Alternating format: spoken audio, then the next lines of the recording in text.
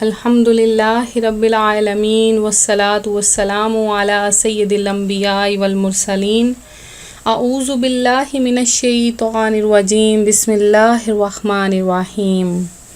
اللہ کے نام سے شروع کرتی ہوں جو بہت ہی مہربان اور نہایت رحم کرنے والا ہے۔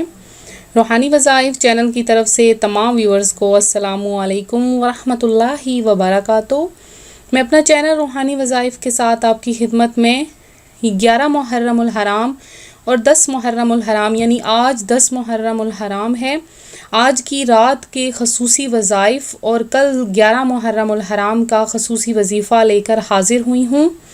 میرا آج کا وظیفہ ان بہنوں ان بھائیوں کے لیے ہے جن کی کوئی بھی مراد پوری نہیں ہوتی، جن کی کوئی بھی خواہش پوری نہیں ہوتی یا کوئی بھی دعا قبول نہیں ہوتی، وہ یہ وظیفہ کریں، ان کی ہر قسم کی مراد پوری ہو جائے گی جو بھی ان کے دلوں سے نکلی بھی ہوگی۔ تو اپنا وظیفہ بتانے سے پہلے میں اپنے تمام نئے آنے والے ویور سے گزارش کرتی ہوں کہ میرا چینل روحانی وظائف ضرور سبسکرائب کر لیں اور ساتھ میں بیل آئیکن کے بٹن کو بھی دبا لیں تاکہ ہر آنے والی نئی ویڈیو کی اپڈیٹس آپ کو ملتی رہیں۔ ہم اپنا چینل روحانی وظائف میں آپ کے لیے روزانہ نت نئے وظائف لے کر آتے ہیں جو قرآن و سنت سے منسوخ شدہ ہوتے ہیں، تو آپ لوگ اپنے ہمارے جو وظائف ہیں وہ ان کو پڑھ کر سن کر خود بھی عمل کیا کریں اور آگے بھی شیئر کیا کریں تاکہ جس طرح سے آپ فوائد حاصل کرتے ہیں باقی بھی اس سے فائدہ حاصل کر سکیں۔ تو آج 10 محرم الحرام کا بہت ہی مبارک اور بابرکت دن تھا۔ سب نے سال ثواب کیا ہوگا، سب نے گھروں میں محفلیں سجائی ہوں گی، امام حسین رضی اللہ تعالیٰ عنہ کی شان کے قصے بیان کیے ہوں گے۔ تو میں کچھ چھوٹا سا واقعہ آپ کو بیان کرتی چلوں گی کہ نبی کے گھرانے کی شہادتیں کیسی تھیں۔ حضرت محمد صلی اللہ علیہ وآلہ وسلم نے اپنی وفات سے پہلے ساری بیگمات کو بلوایا، ان کو رخصت کیا، پھر بیٹی کو بلوایا، دعا دی اور رخصت کیا، پھر علی رضی اللہ تعالیٰ عنہ کو بلایا، گود میں سر رکھا، کمر پر ہاتھ پھیرا، دعا دی اور رخصت کیا، پھر سب سے آخر میں حسن اور حسین کو بلوایا، دونوں کے سر چومے اور ساتھ ہی آنسو جاری ہوئے۔ بیویوں کو رخصت کر کے بھی نہیں روئے، بیٹیوں کو رخصت کر کے نہیں روئے، داماد کو رخصت کر کے نہیں روئے۔ جب بچوں کو سینے سے لگایا تو آپ صلی اللہ علیہ وآلہ وسلم کے آنسو نکل آئے کہ آپ دیکھ رہے ہیں کہ ایک کو زہر دے کر مار دیا جائے گا اور ایک کا سر کاٹ کر نیزے پر چڑھا دیا جائے گا۔ زیاد کے سامنے حسین کا کٹا ہوا سر سامنے لایا گیا تو اس نے ان کے منہ پر چھڑی ماری، کہنے لگا میں نے ایسا حسن آج تک نہیں دیکھا کہ مرنے کے بعد بھی ایسا روشن چہرہ میں نے نہیں دیکھا، پھر چھڑی ماری۔ تو انس رضی اللہ تعالیٰ عنہ نے کہا کہ بدبخت، اس چھڑی کو ان ہونٹوں سے ہٹا، میں نے ان ہونٹوں پر نبی صلی اللہ علیہ وآلہ وسلم کے ہونٹوں کو دیکھا ہے، ان ہونٹوں کو میں نے چوما ہوا ہے۔ یہ سب کچھ ہمارے نبی محمد مصطفیٰ صلی اللہ علیہ وآلہ وسلم کے سامنے آ رہا تھا اور آپ نبی پاک علیہ الصلوۃ والسلام ان کو دیکھ رہے ہیں۔ ایک اور جگہ بیان ہے کہ محمد مصطفیٰ صلی اللہ علیہ وآلہ وسلم نے فرمایا کہ میں دیکھ رہا ہوں کہ ایک کتا ہے کالا اور سفید قسم کا جو میری اولاد کا خون پی رہا ہے۔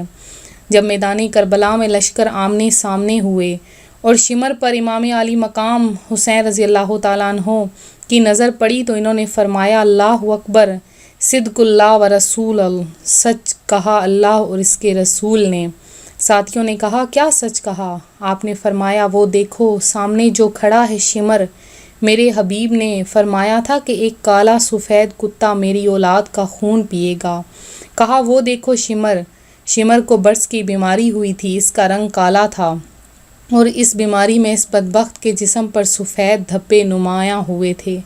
امام زین العابدین رضی اللہ تعالیٰ عنہ ساری رات رویا کرتے تھے۔